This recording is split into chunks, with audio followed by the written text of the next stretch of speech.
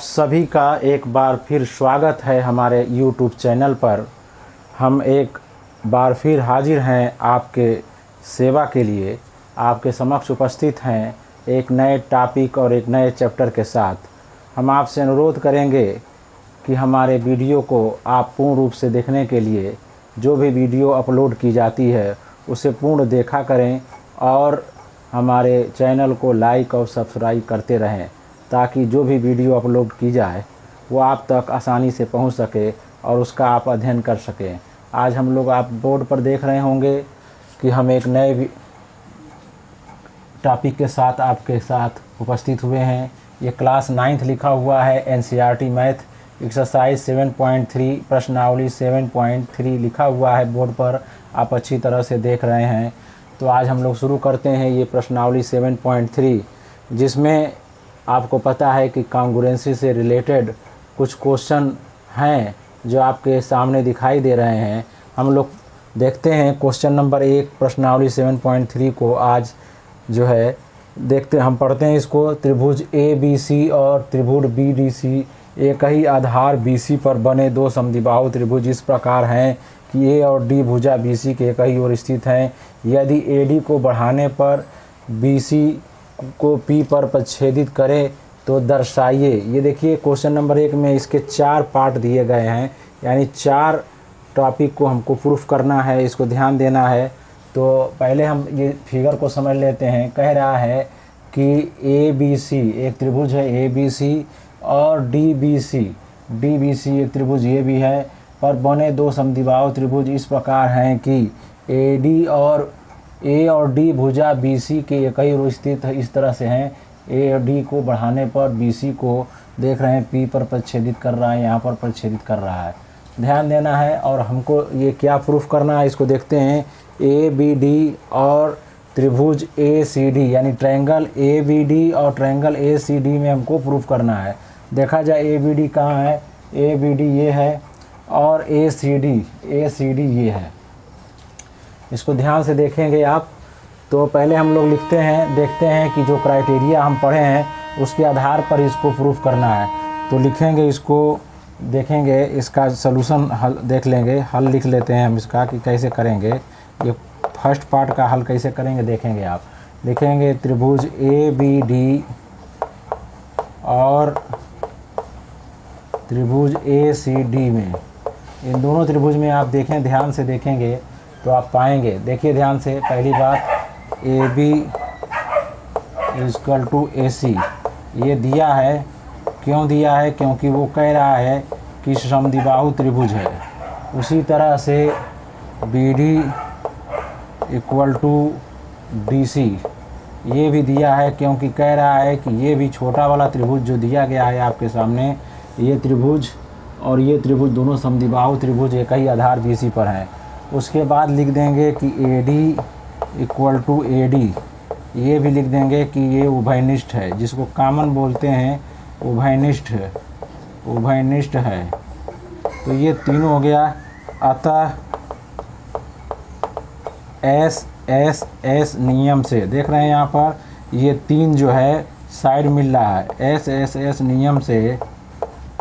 नियम से आप देखेंगे, अब लिख सकते हैं इसको कि त्रिभुज ABD सर्वांगसम यानी कॉन्ग्रुएंट टू ट्रायंगल ACD, ये दोनों प्रूफ हो गया।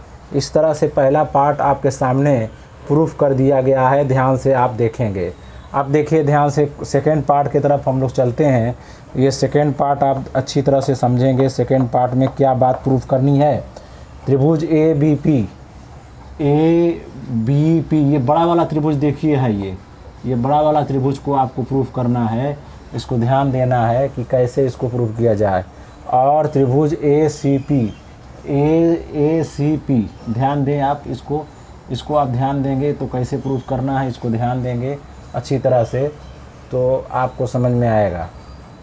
देखिए लिखेंगे त्रिभुज ABP और त्रिभुज ACP, ध्यान दीजिए आप। ABP एक फिर से देख लीजिए आप, ABP एक त्रिभुज ये है और एक त्रिभुज ये है, ध्यान देंगे आप, ठीक है। तो अब आप ध्यान देंगे तो आपको समझ में आएगा। पहला बात आ जाएगी ए बी इक्वल टू ए सी, ये दिया है क्योंकि त्रिभुज ए बी सी समबाहु त्रिभुज है, ध्यान देंगे आप। और दूसरी बात फिर हम आगे बढ़ते हैं, जब ये ए बी पी ध्यान देंगे आप, और इस तरह से ये देंगे आप, ये त्रिभुज दिया गया है इस तरह से। अब इन दोनों को आपको प्रूफ करना है, ए बी पी और इसको। एक बात और देख लीजिए, दोनों में क्या है, ये एंगल इक्वल टू ये एंगल हो जाएगा। क्यों? क्योंकि ये दोनों कांगुरेंट है, सी पी सी टी से दोनों पार्ट क्या हो जाएंगे, इक्वल हो जाएंगे। लिखेंगे triangle B A P equal to angle C A P, और ब्रैकेट में लिख देंगे सी पी सी टी से corresponding part of congruent triangle. सर्वांगसम त्रिभुज के संगत भाग बराबर होते हैं, इसके जगह आप लिख सकते हैं सर्वांगसम त्रिभुज के संगत भाग बराबर होते हैं। और उसके बाद A P equal to A P लिख सकते हैं उभयनिष्ठ। क्या लिख सकते हैं? उभयनिष्ठ। ये चीज़ दोनों में कॉमन है, उभयनिष्ठ है ये। अब आप यहाँ पर ध्यान देंगे, इस पर नज़र डालेंगे कि ए बी इक्वल टू ए सी, और ये एंगल जो है इक्वल है, ये साइड इक्वल है। यहाँ पर लिख सकते हैं, यहाँ से मैं कर दे रहा हूँ अतः एस ए एस नियम से इस तरह से आप लिखेंगे। एस ए एस नियम से आप करेंगे तो आपको मिलेगा अतः त्रिभुज ए बी पी सर्वांगसम त्रिभुज ए सी पी। ठीक है, तो इस तरह से ये देखिए सेकेंड पार्ट को भी हम लोग प्रूफ कर चुके हैं। अब हम चलते हैं, कह रहा है कि ए पी कोण ए को और कोण डी दोनों को समद्विभाजित करता है। थर्ड पार्ट कह रहा है, ध्यान देंगे आप। तो आप पता है कि ये और ये लिखेंगे कि चूंकि त्रिभुज बी ए डी एंड सर्वांगसम त्रिभुज सी ए डी ये सर्वांगसम है, अतः कोण B A D equal to हो जाएगा कोण सी ए डी, ये हो जाएगा इक्वल। इसका मतलब ये सी पी सी टी से हो जाएगा इक्वल, क्योंकि corresponding part of congruent triangle है, इसलिए ये इक्वल हो जाते हैं। इसी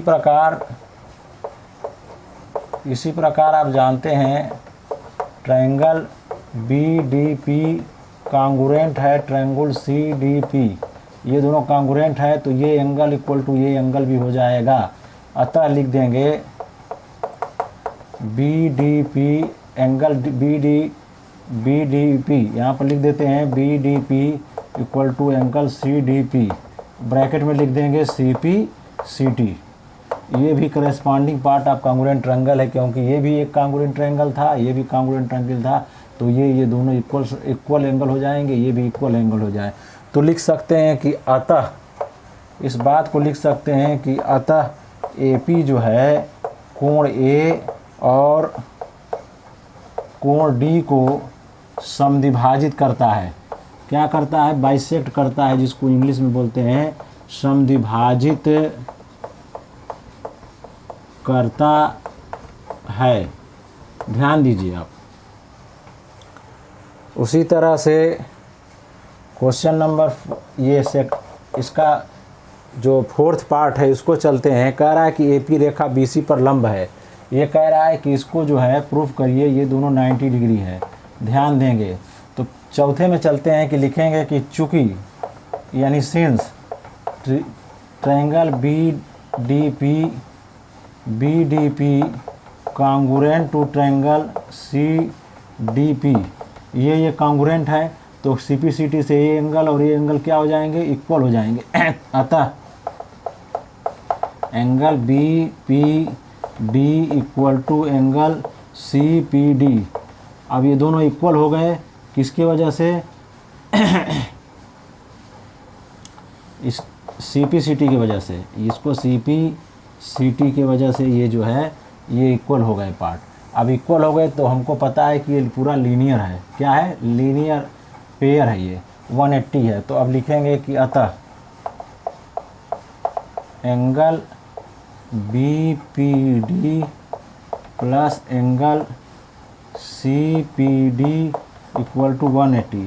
और चूँकि दोनों इक्वल हैं तो ये हो जाएगा angle B P D plus angle B P D, इसकी जगह सी पी डी की जगह बी पी डी रख देंगे तो 180 हो जाएगा। अब यहाँ पर देखिए ध्यान से इस पार्ट को हम यहाँ पर लगा देते हैं आपको समझने के लिए। ये हो जाएगा 2 angle B P D equal to 180। इसी तरह एंगल बी पी टी हो जाएगा 180/2 angle B P D equal to 90 degree. देख रहे हैं? तो इस तरह से अतः करके लिख सकते हैं। ये दोनों 90 डिग्री हो गया, तो 90 डिग्री से हो गया। अतः ए पी रेखा बी सी पर लंब समद्विभाजक है। अतः रेखा B C perpendicular A P हो गया। अब समद्विभाजक का भी मतलब ये इक्वल टू ये, तो इसको भी सी पी सी टी से लिख देंगे। इसी प्रकार B P equal to P C लिख सकते हैं और ब्रैकेट में लिख सकते हैं सी पी सी टी। इस तरह से लिख सकते हैं कि रेखा ए पी बी सी पर लंब समद्विभाजक है। अतः रेखा ए पी बी सी पर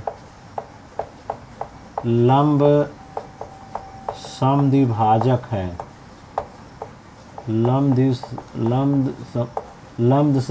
लंब समद्विभाजक है यानी परपेंडिकुलर बाइसेक्टर है। तो इस तरह से ये देखिए, ये क्वेश्चन नंबर 1 के जो 4 पार्ट थे आप जो है रिस्पेक्टिवली लगा चुके हैं। इसको पूरी की पूरा तरह से आपको समझा दिया गया है। यहाँ पर part first, second, third, fourth और फोर्थ का ये पार्ट जो है यहाँ पर है आपको दिखा दिया गया है। आप अच्छी तरह से इसको समझ सकते हैं।